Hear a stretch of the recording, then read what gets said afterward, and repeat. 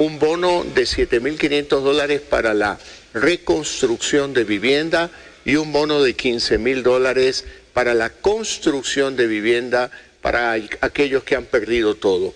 Se activaron albergues en la escuela Luis Vargas Torres, se han activado también la entrega de kits alimenticios, de kit de vestimenta y estamos activos. Yo me he comprometido y voy a cumplir de regresar el día 11 de abril. Ese día 11 de abril estaré allí en Esmeraldas con el ministro de Vivienda, el ministro de Inclusión Social, el director de la Gestión de Riesgos del COE Nacional, para junto con la gobernadora y autoridades locales dar seguimiento al cumplimiento de todas las ofertas que hicimos ayer. Señor presidente, buenos días. Y yo quiero cambiar un poquito del tema de Esmeraldas, pasar al tema político, porque frente a esta crisis política y de gobernabilidad, han habido voces que están pidiendo la muerte cruzada. Sin embargo, ayer su consejero Carlos Gijón ha dejado claro que esta opción no sería considerada porque tienen otras herramientas para seguir gobernando. Yo le quiero preguntar, ¿cuáles son esas herramientas? Si todo parece además indicar que tras sus denuncias, los mecanismos de diálogo con el legislativo estarían agotados. Mire, Verónica, nuestro objetivo es servir al pueblo ecuatoriano. Yo he llegado acá para trabajar para los ecuatorianos y sobre todo para aquellos que no tienen empleo, para aquellos que no tienen oportunidad. Es lamentable, la Asamblea Nacional le ha dado la espalda a un gran número de desempleados en el Ecuador. 7 de cada 10 ecuatorianos que forman parte de la población económicamente activa no tienen un empleo formal. La Asamblea les ha dado la espalda, pero yo haré todo lo necesario dentro del marco de la Constitución y dentro del marco de la ley a tomar todas las decisiones que me permitan alcanzar esos objetivos que esperan los ecuatorianos. Poder promover inversión, generar empleo, reactivar la economía para que los jóvenes y especialmente las mujeres ecuatorianas tengan una oportunidad de trabajo. Ahora, ¿cuáles serían esas herramientas? Quizás una consulta popular que también suena. Las herramientas serían primero utilizar decretos ejecutivos, reglamentos hasta donde nos permita la ley y la Constitución, y no descartamos someter a consulta popular este proyecto de ley tan importante para el desarrollo del país, pero que fue negado por la Asamblea Nacional. Es decir, poco contribuyen al desarrollo del Ecuador. No por eso nos vamos a quedar de brazos cruzados. Vamos a seguir trabajando y tenemos las puertas abiertas para aquellos asambleístas que sí los hay, que son gente honesta, gente respetable, gente que quiere contribuir con el desarrollo del país, a los cuales nosotros les abrimos las puertas, porque si me quieren acompañar en esta cruzada para sacar adelante al Ecuador, para producir un cambio en su economía, pues bienvenidos. Los que no, bueno, ¿qué vamos a hacer? Es decir, presidente, si hay un plan B, si puede haber un plan C. Le digo esto en función de... el gobierno defendió este proyecto de ley con mucha convicción. Y esto también podría haber llevado a personas a pensar que tal vez era la única carta con la que se contaba para generar lo que usted denominó un shock de inversiones. La gente podría estar tranquila. Hoy esos 7 de cada 10 ecuatorianos que no tienen empleo pueden confiar en que hay otras herramientas que el gobierno va a implementar. Esos ecuatorianos pueden estar tranquilos, dado que cuentan con un gobierno que hará todo lo necesario, como ya lo he dicho, dentro del marco de la Constitución y dentro del marco de la ley, para poder modernizar el Ecuador a efectos de atraer mayores inversiones y generación de empleo. Voy a utilizar un ejemplo figurativo. Si uno tiene para transportarse del punto A al punto B un auto, un cacharrito, probablemente un Suzuki Forza, pues ese auto le permite ir del punto A al punto B. ¿Qué queríamos con la ley de promoción de inversiones? Que sea una ley moderna, una ley que promueva aún más las inversiones, que genere aún más el empleo, para el equivalente de un Ferrari, tener un Ferrari que nos permita con mayor modernidad, mayor velocidad, movernos del punto A al punto B. La Asamblea nos ha negado eso. se lo ha negado al pueblo ecuatoriano, no quiere colaborar, pero eso no quiere decir que nos vamos a quedar parados. Ese Suzuki Forza lo vamos a tunear, como se dice en términos automovilísticos, lo vamos a mejorar a punta de decretos, a punta de reglamentos, para impulsar esa inversión y para impulsar la generación de empleo.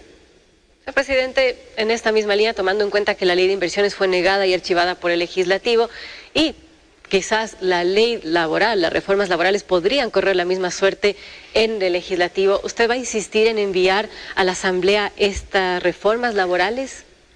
Yo me comprometí a algo que estamos cumpliendo, es llevar a cabo un proceso de socialización de la ley laboral, a efecto de que tanto sindicatos, empresarios, trabajadores puedan revisarla, puedan hacer todos los comentarios que ellos deseen. La verdad, tengo muy poca esperanza en la Asamblea Nacional. Creo que a la Asamblea Nacional poco le importa el Ecuador y para ellos les es fácil darle la espalda al país y simplemente no preocuparse de aquella cantidad de mujeres y jóvenes ecuatorianos que esperan una oportunidad. Y le voy a dar otro ejemplo. El año pasado, con gran preocupación, yo presenté en la Asamblea Nacional un proyecto de ley de reforma a la Ley de Educación Superior, que tenía por objetivo modernizar el sistema, promoviendo universidades libres y jóvenes libres de estudiar lo que ellos quieran estudiar en la universidad. Han pasado de eso por lo menos 8 meses, la Asamblea Nacional ni siquiera se ha preocupado de tratar el proyecto.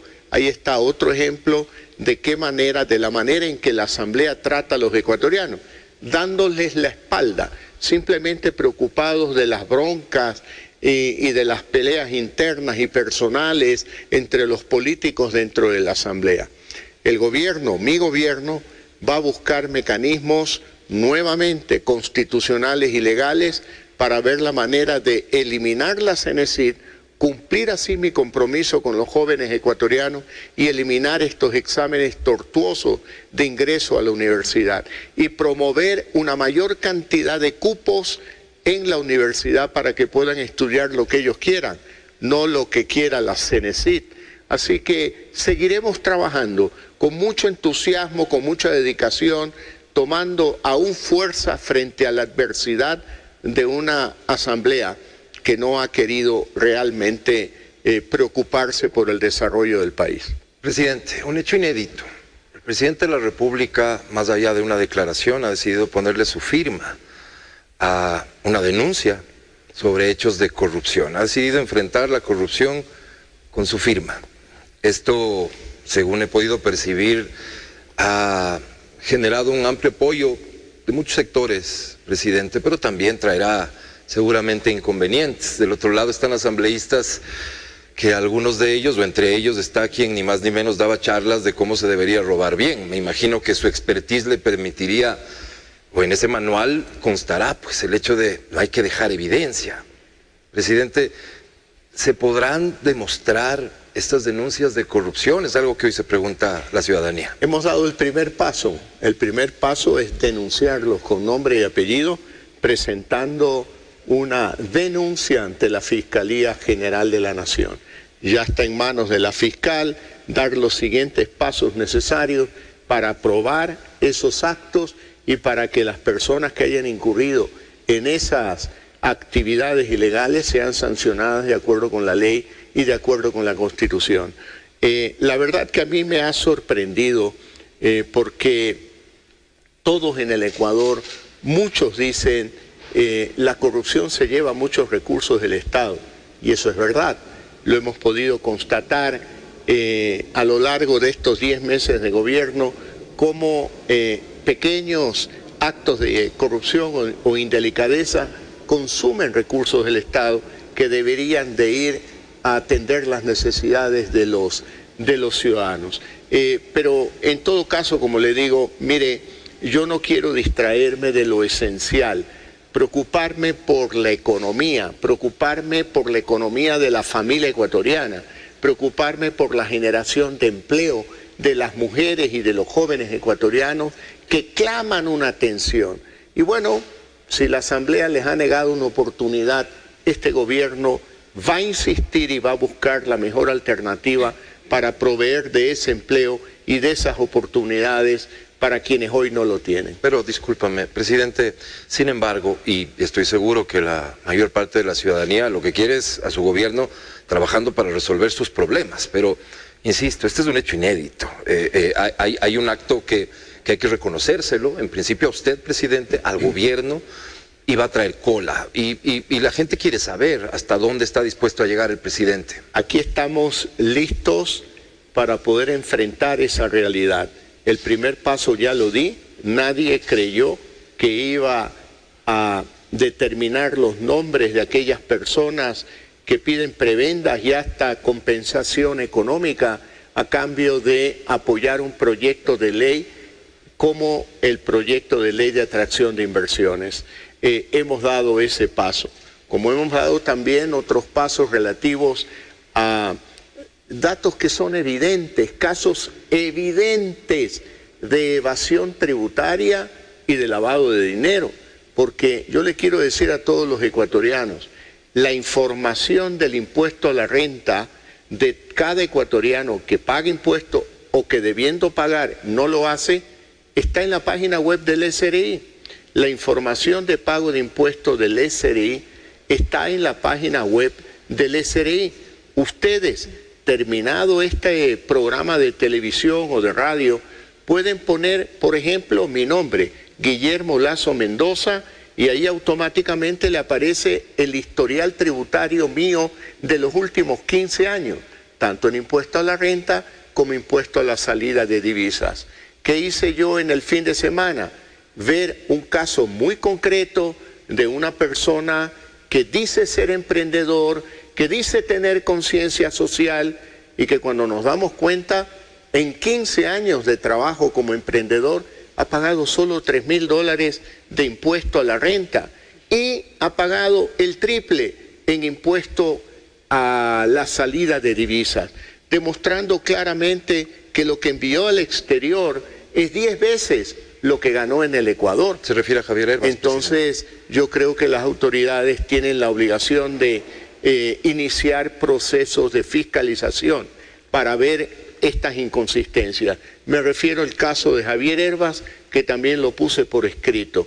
Y este es un caso no solo de Javier Herbas, es un caso que se presenta en muchos ciudadanos ecuatorianos que con esa actitud le dan la espalda, le niegan oportunidades a muchos niños que sufren desnutrición crónica infantil y que esos impuestos se requieren para llevar a cabo programas de lucha contra la desnutrición crónica infantil. Se llenan la boca de hablar de justicia social y al momento de pagar impuestos no los pagan. O lo que es peor, al momento de pagar impuestos a la salida de divisas, uno puede constatar que lo que enviaron al exterior es 10 veces lo que ganaron en el Ecuador. Ahí hay una inconsistencia, porque si usted gana $1.000 mensuales, pues esos $1.000 los requiere para vivir en Ecuador. Pero tras que no parece que no los utilizara en gastar en el Ecuador, los envía no esa cantidad, sino 10 veces más al exterior. Ahí hay inconsistencia, que las autoridades tributarias, igual que la UAFE, investiguen y si hay algún delito, pues que la Fiscalía actúe. Presidente, el SRI debería actuar por sí mismo. Algunos se cuestionan el hecho de que usted haya tenido que solicitarle al SRI que haga estas investigaciones.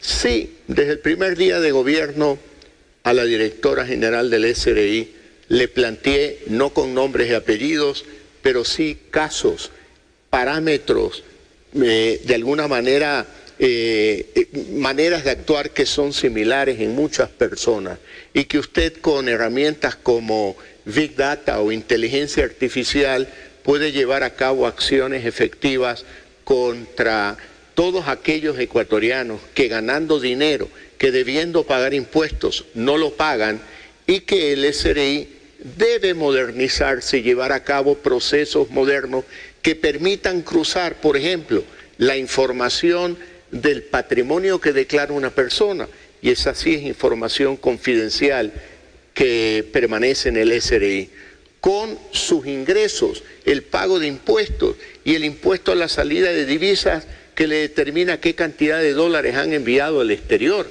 Yo creo que eso es indispensable, porque penosamente, Álvaro, tengo que denunciar al Ecuador que hay mucha evasión tributaria y que cada vez que hay necesidad de hacer ajustes en el campo fiscal de las finanzas públicas, siempre se apela a cobrarme impuestos, más impuestos a los que ya pagan impuestos y se escapan por la ventana, muchos a los cuales evaden con facilidad y la autoridad tributaria no ha hecho el suficiente trabajo para poder evitar esta evasión, que es un delito tipificado en la ley como tal y que tiene también penas que cumplir en el caso de comprobarse estos delitos. Señor presidente, sabiendo que el hacer este tipo de denuncias le cerraría toda puerta para conseguir los votos en la Asamblea y además quemaría los puentes de diálogo, ¿qué le animó a hacer públicas estas acusaciones y en ese momento en concreto? Y también la gente se pregunta, ¿por qué no lo hizo antes cuando se produjeron los hechos? Mire, lo hemos hecho antes. Muchos se preguntan el cuestionamiento que usted me hace y le digo antes de que se trate la ley en Asamblea Nacional, el día jueves mismo en la mañana, yo hice esta denuncia del caso de asambleístas y del caso del ex candidato presidencial Hervas. Así que yo creo que siempre yo comprendo que muchos dicen, ¿y por qué no lo hizo antes? Bueno, porque no había la información, porque no había el momento, porque no era el timing adecuado. Yo me paso trabajando. En este caso, yo mismo personalmente acudí a la página web del SRI, que es información pública, insisto, cualquier ecuatoriano la puede revisar, de cualquier ecuatoriano, y vi la información de impuesto a la renta y también del impuesto al ISD. Y me pareció extraño que un exportador de brócoli, que por años viene trabajando en esta industria, haya pagado apenas $3.600 en 15 años. ¿Cuánto paga usted de impuesto a la renta, Verónica? Muy poco. ¿Pero cuánto paga usted al año? Más o menos. A veces $100, a veces en cero. Bueno, pero usted paga impuestos y muchos empleados públicos pagan impuestos, se le descuenta de su salario y las cantidades que pagan son supremamente más altas de la que paga en este caso un exportador de brócoli. Al ver estas inconsistencias, digo yo, el SRI tiene que actuar. Y por eso le mandé una carta al SRI ordenándole que practiquen un examen a la situación tributaria del señor Hervas, y creo yo que tiene que ser extensivo a sus empresas también, como todo ecuatoriano. ¿Quién tiene corona en el Ecuador para que no se lo fiscalice desde el punto de vista tributario? Absolutamente nadie. En mi caso personal, lo han hecho durante los últimos 15 años, lo hizo el gobierno de Correa, lo hizo el gobierno de Moreno, y acabo de pasar por todo un proceso donde me han expurgado de arriba abajo en Asamblea Nacional a propósito del caso Pandora Papers, que ya fue descartado en este caso por las autoridades del Ecuador. Señor presidente, siento que hay mucha presión alrededor de usted en este momento. Ayer chequeaba un editorial que hablaba de que el presidente prácticamente tiene dos caminos: la muerte cruzada o pactar con el correísmo. Y honestamente se lo digo, presidente, creo que hay unas 2/3 partes de los ecuatorianos a quienes nos dejaría muy tranquilos unas palabras suyas, sabiendo que eso, sobre todo lo segundo, no está en planes. Mire, yo le voy a decir algo muy claro, Álvaro.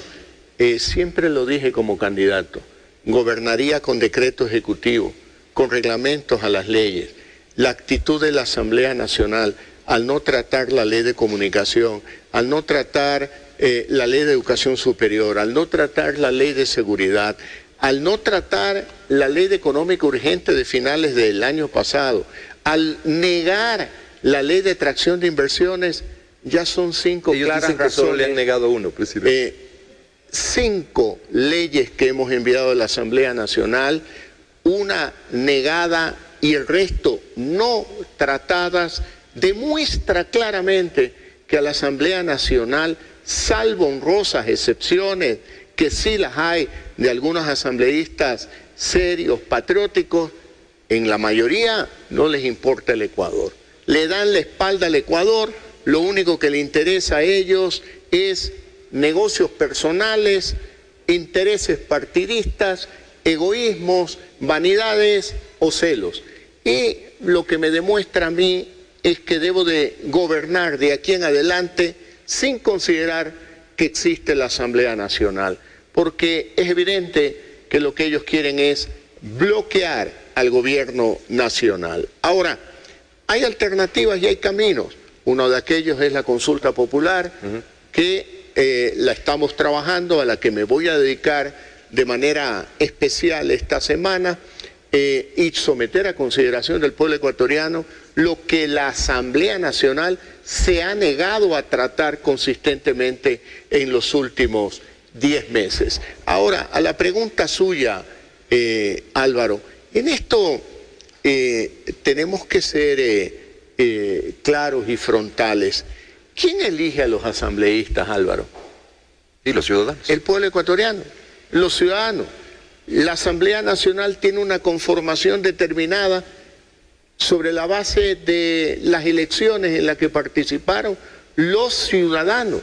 No es el gobierno, no soy yo el que ha escogido a 48 asambleístas de Alianza País. Fue el pueblo ecuatoriano en elecciones libres, transparentes, y por lo tanto, como presidente del Ecuador, yo tengo que respetar esa decisión del pueblo ecuatoriano. Ahora, que tengamos previsto acuerdos, pactos o diálogos, diálogos sí, porque es parte de una práctica democrática, pactos no, definitivamente que no. No hay ningún pacto con el correísmo, como yo debo de decir claramente, tampoco existe un pacto con el Partido Social Cristiano, a pesar de que ellos votaron a favor de la ley de atracción de inversiones. Voto que yo agradezco, pero lo hicieron porque son coherentes. Ellos han promovido también estas ideas que yo promuevo desde hace mucho tiempo, y pues obviamente lo lógico era esperarse que voten acorde con sus ideas, sus propuestas, su ideología. Así que la obligación de hablar con todos en democracia existe, pero queda claro que el gobierno tiene que encontrar su camino, su propio cauce para buscar el bienestar de los ecuatorianos y no perder el tiempo con enviar más leyes a la Asamblea Nacional. Señor presidente, frente a este bloqueo, frente a esta crisis de gobernabilidad que se ha dado, ¿su gobierno ha pensado en cambiar, quizás oxigenar su frente político? Vamos a hacer algunos ajustes y de manera oportuna haremos los anuncios, pero sí le debo decir que es lamentable que una función del Estado se dedique a mirarse introspectivamente hacia adentro, solo ellos, solo lo que le preocupa a los asambleístas, lo que requieren personalmente, los negocios que quieren hacer, y que le den la espalda al pueblo ecuatoriano. Y aquí no hay un presidente pintado en la pared. Así como he hecho las denuncias con frontalidad, las seguiré haciendo cuando sea necesario, porque en el caso del señor Hervás, más allá de la situación de él, yo creo que estamos enviando un mensaje muy claro a aquella cantidad de ecuatorianos, que no son pocos, que tienen las mismas prácticas del señor Hervás, que le dan la espalda al pueblo ecuatoriano, que le niegan el pago de los impuestos que corresponde por ley, que aquí no estamos jugando, que vamos a trabajar y me voy a dedicar a trabajar con el SRI para desarrollar todos los programas y todas las políticas públicas que le den al SRI mayor efectividad en la recaudación de impuestos sobre los evasores de impuestos. Presidente, el ambiente político, uno puede presumir que va a seguir tenso. De hecho, varias de las fuerzas que usted señala que están representadas en la Asamblea, además, tienen y han demostrado tener la capacidad para generar caos en las calles, presidente. Frente a esto y frente a la necesidad imperiosa de que usted concentre sus esfuerzos en resolver los problemas de la gente, pero con una amenaza de esa naturaleza, ¿cómo piensa administrar estas semanas, meses que vienen? Mire, también leo encuestas y veo claramente cómo han perdido el apoyo popular, cómo han perdido el apoyo en las calles de muchos de los ecuatorianos.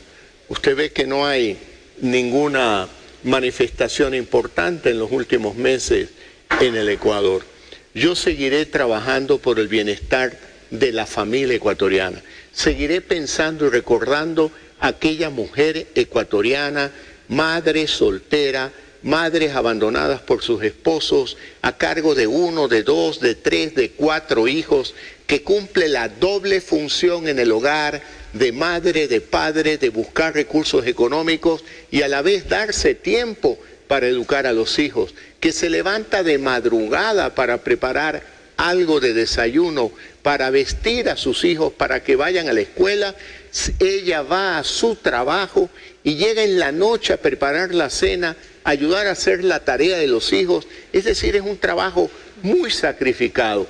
Ellas me inspiran a mí y dedicado a ellas y a sus hijos, mi trabajo va a ser de manera frontal, decisiva, buscando dentro de la Constitución los espacios que la Constitución me permitan para actuar sin contar con la Asamblea Nacional y también dentro de la ley ver la manera a través de la cual con decretos ejecutivos, con reglamentos a las leyes, podamos dar las respuestas que esperan todos los ecuatorianos.